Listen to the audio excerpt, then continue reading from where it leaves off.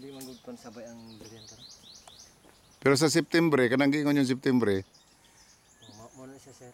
Nang kusog. Sa una abi aring sige-sige ulan natin.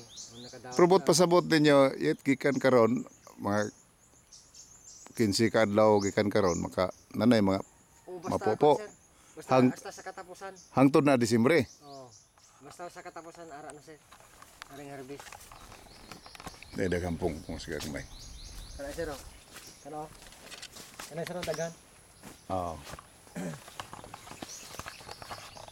Ano yung mga variety nga puyat? Ano yung gwapo? Yung variety?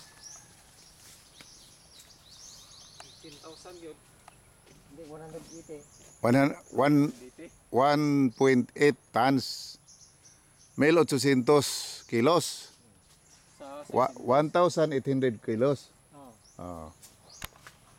ayo. 1,800 kilos.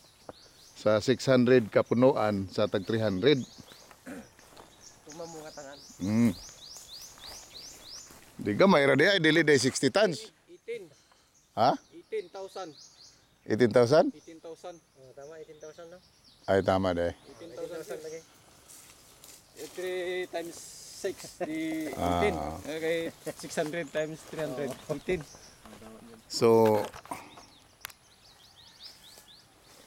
dili day 60 tons. It Oh, kung isa kalibo, kapunuan ang mamunga di, pila na? Sa tag 300 na lang, pila na? 50,000.